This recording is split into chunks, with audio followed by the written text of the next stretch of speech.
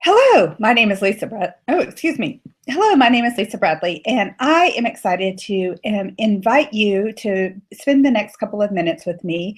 Today, we're going to go over Mary Kay University, and this class is the sales process.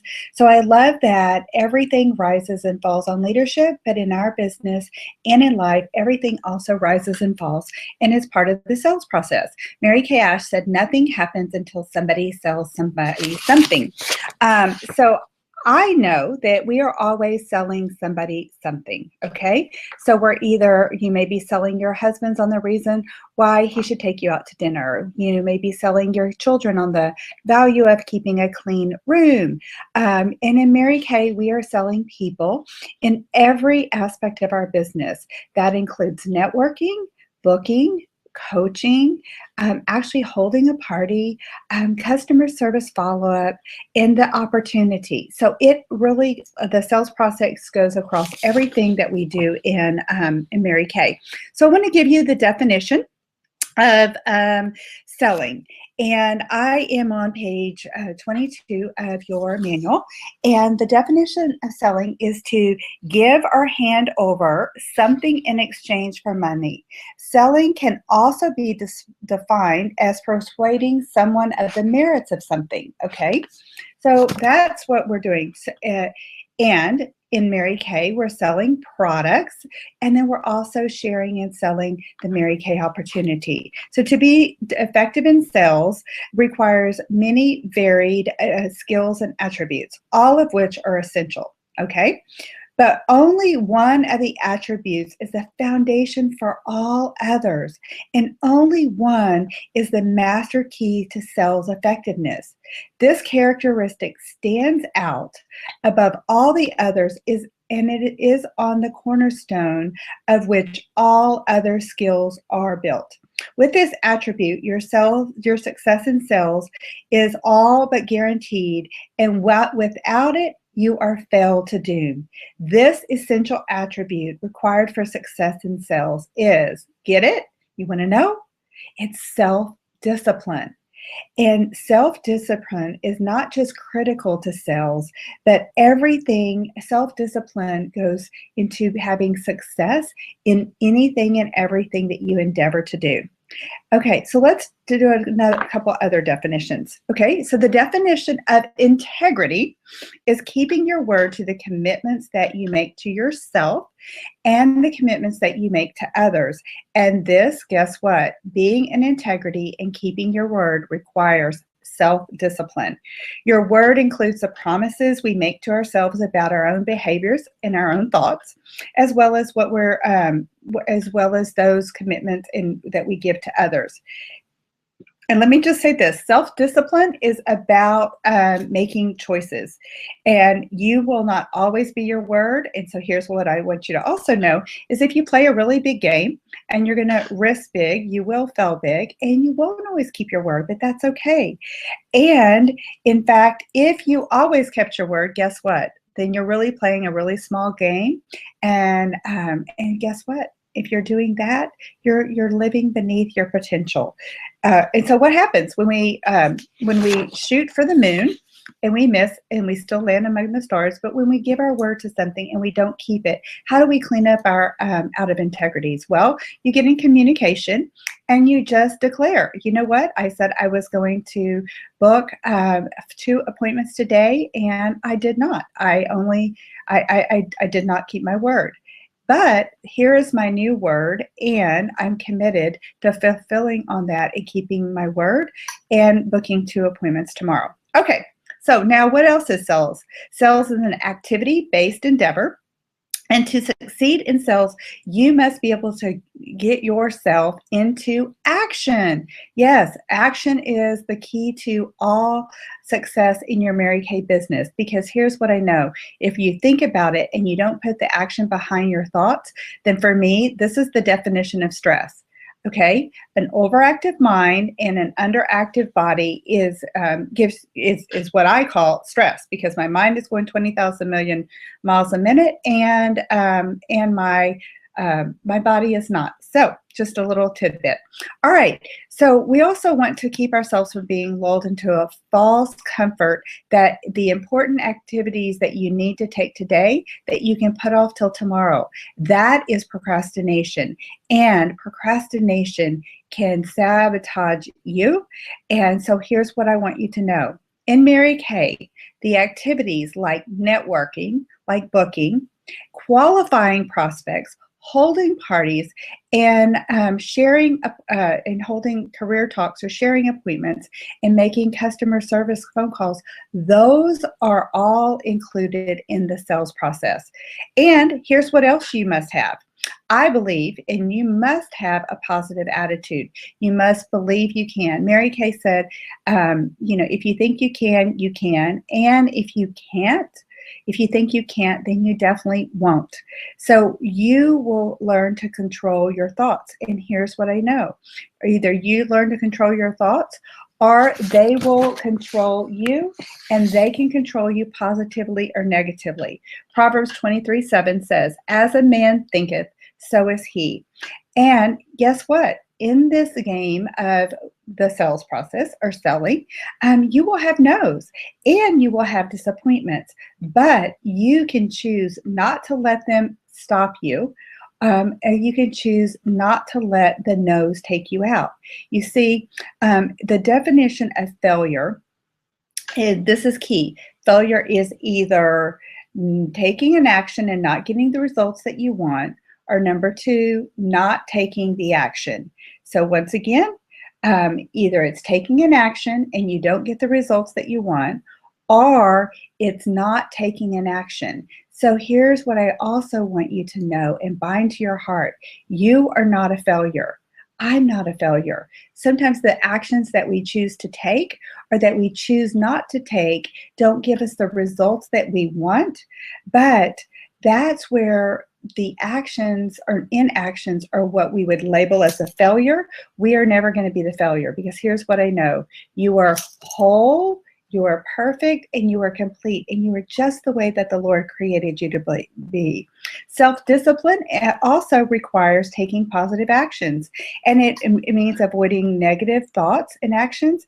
And self-discipline also, think of it this way. It's keeping yourself from being distracted. Now, what are some of the distractions that we live in a very fast-paced world? So one is guess what? I think the biggest distraction in our lives are right now is your cell phone, because it's all constantly going off. And if you choose to look at it, you become distracted. What else can be a distraction? TV can be a distraction. Laundry can be a distraction. Your family can be a distraction. And here's what I know. When we are distracted, then I think distraction, procrastination, fear, and discouragement are all the devil's tools that he uses to keep us out of the game. All right, so let's talk a little bit more about self-discipline. It's the foundational attribute of all great athletes, performers, and great leaders. It is the discipline that allows top performers to take action and that others put off, or guess what? That others never take. So it separates. Self-discipline separates the winners from the rest of the pack. And more often than not, self-discipline will propel those with less skill and more desire to perform at higher levels than those with greater skill and no discipline. All right? So if you don't know already, self-discipline is your friend. Now, let's talk about numbers. And let's talk about persistence pays. Did you know that that's what I said, 80% of the sales are made after the fifth call? Five calls. Okay, so here's the stats. 48% of salespeople give up after the very first call. 48, that's almost half. 25% give up after the second call. 12% make 3 calls and then stop. 5% quit after the fourth call, and 10% keep calling after the fifth call. And to that persistent 10% goes 80% of the sales, okay? So don't give up too easily. Be the squeaky wheel. People will tell you if they want you to stop contacting them. You are providing a service. Okay, guys, we have the best brand, I believe, of skincare and color cosmetics in the world. And ranking-wise, we are actually a top 10 beauty brand in the entire world. That is so exciting. In color, we're ranked in the top 15 in the world. So you have something that you can provide other customers, and you are providing yourself and this amazing company. So, you know, we get to go to our customers. We don't expect them to come to you. And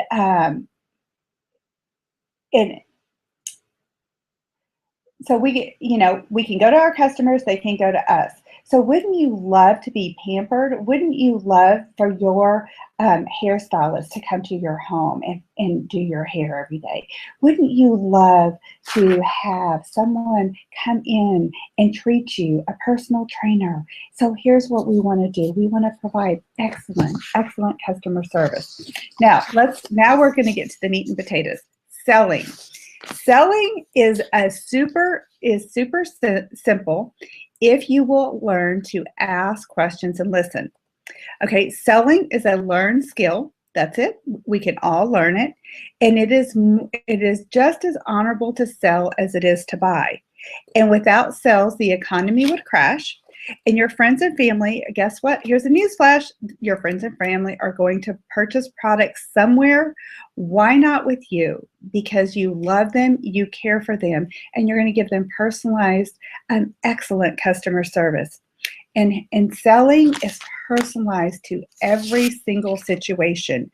Now, we're going to go into the sales process, and there are 6 steps to the sales process. And you will want to master these 6 steps. And when you master these 6 steps, they're going to transform your business and they can transform your life. So the first step in the sales process is building rapport. So the definition of building rapport is establishing a relationship. It's creating value. It's you creating value of you to the other person. And it's us being related to one another. So here's what I want you to know. And this is a newsflash. Guess what? We are human beings. And because we're human beings, we are all people. And so, you know what? We are already related to people. So there's nothing you have to do to establish a relatability. And so don't think that you have to give someone a compliment to be related to that person, because you're already related to them. And so here are some of the things that people may think that they have to do to connect with someone or to be related. And they are all great things, but they're not what you need to do to build rapport. So these are the things that are not ways to get related to people. Giving people compliments. 2, looking for commonalities. 3, asking questions. And 4, being polite. Because here's the deal. You are already related to someone, so when we have a conversation, if we start talking to someone like we know them and value them and treasure them, then guess what? That is what's going to set you apart. Now, in your Mary Kay business, people are going to buy one thing first. What do you think that is? The one thing that they're going to buy first is you. They're going to buy you first. They're going to buy the company second. That's Mary Kay the second. And that's why I love that Diana Sumter was so brilliant in teaching us and creating when you wash your face with Mary Kay, or why do you wash your face with Mary Kay? What does it give you? Because now it's providing value for the company. And then they're going to sell the product. I mean, they're going to buy the product. So they're going to buy you first. They're going to buy the Mary Kay, the company second, and they're going to buy the product third. Okay, and so guess what, guys? There are 7 billion. Did you know that? 7 billion people on the planet. So we have plenty of people.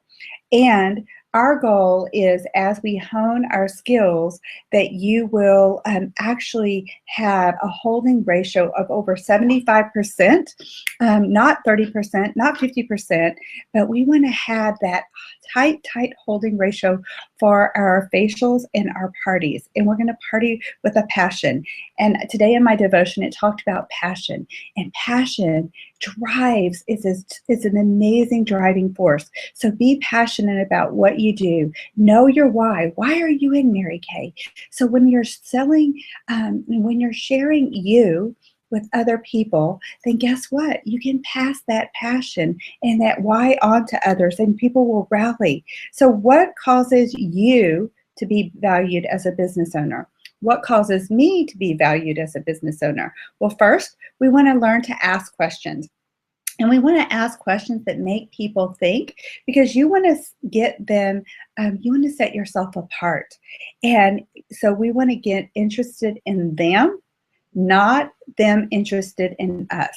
So if you actually can have a conversation with someone and you ask them tons of questions, and I've done this many times, and we'll spend 10 minutes getting to know someone. I have asked them a million questions. They'll think you're the greatest conversationalist. I'll know everything about them. And guess what? They might not know anything about me, and that's okay. But they walk away and they feel valued, and they feel important, and they feel like, oh my gosh, because we took a genuine interest in, and we want to make sure we ask open-ended questions, not yes or no. And so I love that my coach and mentor taught me to say something like this. You know, I'm in the beauty business, and I am in a top 5, it's the top 10 brand of skincare in the world. And as a business owner, I'm always curious, what's important to you about taking care of your skin? Okay. And do you have any concerns? You might ask after you listen, do you have any concerns? Do you have any beauty dilemmas? Is there anything that you would like to learn or change about your skin?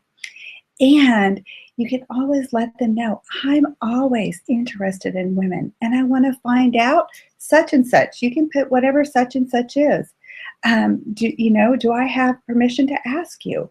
So when you walk into someone and you meet someone, you say, oh my gosh, you know, I value your opinion. I represent a top 10 beauty brand in the world, and I make it my business to find out what's important to women. So what is important to you about taking care of your skin? And then listen. And so you want to engage people. You want to have people think. I don't want you to, I know that I don't want to ask the first question out of my mouth is, have you ever tried Mary Kay? Because I will tell you, I was the biggest Mary Kay snob before I was introduced to the company and before I was introduced to the product. So I don't want to give someone a reason to have a have a predetermined thought in their mind, or maybe a prejudice, or maybe they just don't know, or maybe they tried Mary Kay and guess what? It really didn't work well for them the first time, or maybe they had a pushy representative. I don't know. I don't want to give them a way that they can go there and have that thought. All right, so the first thing is we're going to build rapport. We're human beings, we're already related, and then we're going to go into 2, which is qualifying.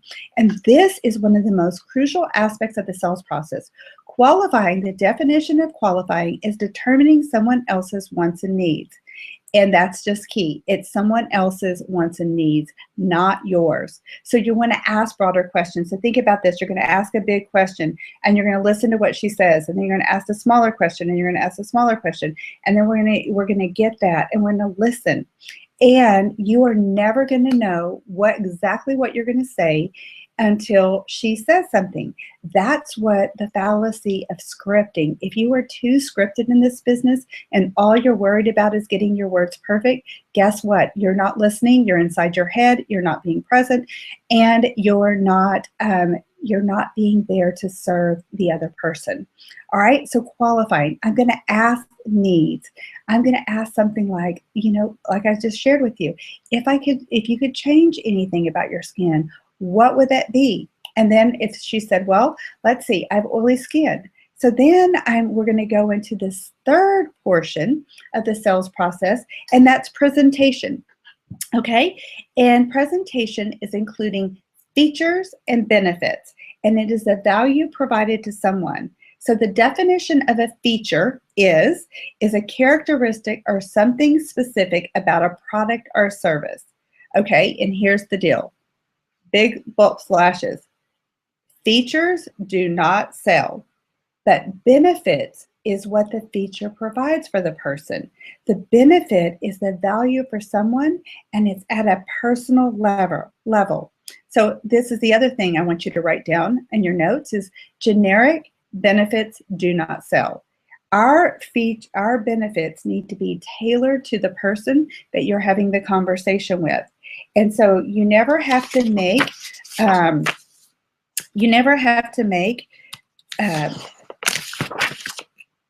up your benefits, because your benefits will only come from what is important to your customers.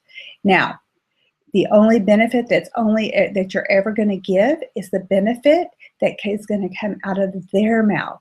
So think of it like this. This third section of the sales process presentation is like connecting the dots. She's going to tell you, I have oily skin. And then you're going to go, okay, wow, if I could give you a product that would control oil and breakthrough for 8 to 10 hours and control your oily skin, would that be important to you? All right. And so that's when I say selling is super simple when we listen and then we're gonna hear what she says. And selling is a challenge and a struggle if you do not listen. Okay, so what guarantees you a yes? What guarantees you a yes in the sales process is that you find value for that person, not you. And how do we create value? Well, we give them what's important to them. And how do we find out what's important to them? We ask questions. And so know this, presentation is a developed skill, and it needs to be developed in every conversation with every person.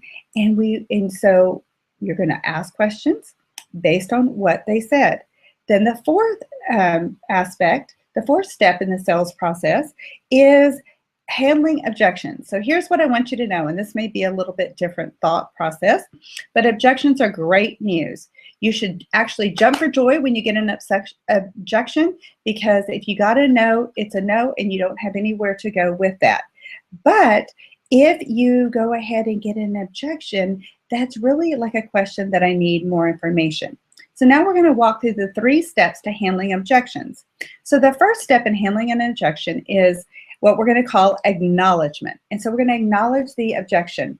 And what we're going to do when we acknowledge the objection is we're going to restate what the objection was. You don't want to add to it, you don't want to subtract from it, and you want to use their words, because here's what I know. Words are really important, and you don't want to alter their language. You want to only use their words. So if she said, my skin is oily, then I would say, great, I hear that your skin is oily. So if I could give you a product that would help you take away the oil and breakthrough and give you fresh skin and help you be confident all day long, not knowing that you had the oil and the shine, would that be important to you? All right, so that's in. Here's the other thing, just a quick little bullet. If people feel that they are not being heard, and you're not listening to them, or that you have your own agenda, then guess what? They're going to cut you off, and we don't want to be cut off. And so once again, acknowledging the objection is use their words and repeat it. Then number 2 is isolating the objection. And isolation means that you or I in the sales process are determining if what they said was actually the real objection, because sometimes people don't want to give you the real objection and they'll give you fake ones. So it could be something like this. Okay, if she said that she didn't have the money, and that was her objection. So then isolating the objection might sound something like this. Okay, Sue, if you had the money, would you begin your Mary Kay business today? Okay. And then if she said no, then guess what? That's not the real objection. There's something else holding her back. And then if she said yes, you've isolated the objection and you have the real objection. And here's what I know. A lot of objections that they give you, guys, they aren't real. They're just blowing smoke up your skirt. And you only want to deal with the real objection. You don't want to waste your time, your energy on on trying to overcome an objection that is really just a made up objection. And I really want you to know this. Typically there's only one or two real objections. And a lot of times those objections deal, especially with starting this business, is dealing with fear. Either their fear of success, fear of failure, and then the critical question. All right. So then we've acknowledged the objection. We've isolated the objection. We've found the real objection. Now we're going to go to the third step of handling objections, and that's the critical question. So a critical question is for me to discover what they mean by the real objection. And a critical question helps you get to the root of the concern. So in this time, we're going to say, she said she didn't have enough time to get started in her Mary Kay business. And I'm going to go, okay, great. Well, how much time, and then I'm going to isolate it. So if you had the time, would this opportunity be something that you would enjoy being a part of? Would it be something that you would love doing? Could you see it fitting into your life if you had the time? And if she said yes, then remember, we've just isolated the objection. And now I'm going to ask, okay, how much time do you think you really need to build a successful Mary Kay business? And she might say 40 hours. Well, guess what? We don't need 40 hours to build a business, or depending on what she's wanting, then we can go farther. Okay, y'all are going to laugh. I'm going to plug up my computer because I forgot to do that. And if I don't do this, my computer's going to die. Okay, sorry. Okay, I'm back. All right, so now we've got the critical question. And then, so sometimes we get this in the opportunity too. Okay, I just have to talk to my husband. All right, great. Well, let me ask you this. If you were going to talk to your husband, so Mary, what questions do you think your husband is going to want to know about you starting a Mary Kay business? And then I can provide her the information that she needs to have a real live conversation, and that she'll be able to be equipped to have that conversation. And the critical question is so important because it gets them and me to the root of their objection. All right. Now, once we ask, okay, here's another one I have in my notes. Okay, if they say, I don't have enough money. So if I could say, well, okay, I understand that you feel you don't have enough money, but if you did have enough money, what would you do with it? What would you want to do? Would you want to start this business? And how much money do you have? Now we're going to listen. So think of it this way. God gave us how many ears? God gave us 2 ears and how many mouths? 1. So that means we are to listen more. Okay, so now we have built rapport because we're human beings. Number 2, we're going to ask qualifying questions, and we're going to ask the questions. 3 is going to take us to, which we're going to call presentation, which is now we're giving them the benefits, right? We're not going to give features because features don't sell, neither do generic benefits. It's only based on what they've shared with us. Then we're going to handle the objections. And we're going to find the root of the objection. And then once we walk through handling the objections, the 5th step of the sales process is closing. Now, the definition of closing is asking for the sale. Closing is asking people to take an action. That could be like we close the booking, asking for an appointment. Closing the sale could be asking people to take the action of purchasing product and or becoming a Mary Kay business owner by sharing the opportunity. So let's go over the different types of closes. All right. So there are typically 4 different types of closes. And let's go through each one. So the first one is a close-ended close. And it sounds something like this. Do you want to buy it? And you get a yes or you get a no. All right. The alternative close, and that's not always I think the best close to use, because if they say no, guess what? Where do you have to go? You don't have anywhere to go. So we like a lot of times to, but in starting the business, and I guess that's with the product, but in the business, we are going to ask, if time, I would love to have you on my team.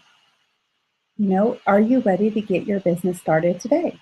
And guess what? When we ask the closed questions, here's something really important to know, then we be quiet. We listen, and I was always taught that the first one who says something buys the product. So if I'm asking for a close and I keep running my mouth and running my mouth, 9 times out of 10, I'm going to ask her, I'm going to sell her on the product, and then I'm going to talk her into it, and I'm going to talk her out of it. So the second type, close and to close, yes or no. That's, do you want to buy it? Alternative close, do you want this or that? Now we use this a lot of times, and this is one of the most effective closes for our business. So when we're holding a party, we're going to say, would you like to start with the miracle set, the I love my Mary Kay, or I've got to have the whole thing. I've got to have the Cadillac collection. Which of these sets would be best for you? And we're going to give them options, okay? Urgency close is if you do this now, you will get this, okay? And sometimes at Mary Kay, every once in a while, we have a promotion for our starter kit, and that would be a sense of urgency. Or, if you take advantage of getting your business started today, you'll be able to take advantage of the new consultant training that's going to be happening this week, and then we have the fourth type, which is the Ben Franklin close. And that gives features and benefits. And it works best on analytical people. And it doesn't always work really great on closing the appointment for booking an appointment or closing the sale. But it does come into play when someone is choosing to be a business owner or a leader in Mary Kay, and they're an analytical detail person. This Ben Franklin close will give them the pros and the cons. And so the top two closes that we use for our Mary Kay party and a sharing appointment or a career talk are typically the alternative close, which is like this or that. And then for our career, is there any reason why you couldn't get started today and get your, submit your application and get your training started today? All right, we have to ask yes or no. And then urgency close. When we close the business, if someone has, like I said, if we have a special on the starter kit, that would be an urgency close. And we never want to combine different types of closes at one time. All right, the sixth step. All right, so now we've closed it, and we could close the booking. It could be having an appointment. I would love the opportunity to introduce you to the new Mary Kay. So, Sue, you said you would love to reduce fine lines. You'd like to take away the skin discoloration, and that you would love to feel pampered and have some girlfriend time. So is there any reason why we couldn't set a date right now? We could get together for your party. You could party with me, and you can get 200 free. So which would be best for you? Would you prefer to do your party day, evening, or weekend? So typically, guys, we give them two choices, but because I work my business during the day, that is the one time I give three choices, because if I can build a daytime business, then I definitely want to build a daytime business. And if you're working another job during the day, your conversation may be great. I work my Mary Kay business, and the evenings are on the weekend. When would be best for you? Okay, great. So we give them a choice, and they say weekend. Well, wonderful. Well, I work my business on Saturday morning or Saturday afternoon. Which would be best for you? They'll tell me, okay, would you like to get together this Saturday or next Saturday? And that's how we take those questions and we come up. So now we've closed the sale, we've closed the booking, we've closed and you have a brand new team member. How exciting, yay! You've got someone to run with you with this opportunity, so that you might enroll someone that says, oh my gosh, I have this huge dream in my heart. I'd love to be able to share it with you. So Mary, is there any reason why you wouldn't want to join my team and be my power partner? And sometimes your excitement and enthusiasm, you don't even have to know, they don't have to even know what Mary Kay is all about. They just want to go along with you and be part of it. And then the sixth step after we close is so important, and that is follow-up. So the definition of follow-up is reconnecting with people to make sure their needs and wants are met. And here's the thing. We want to create that follow-up and put that into existence before we leave the person.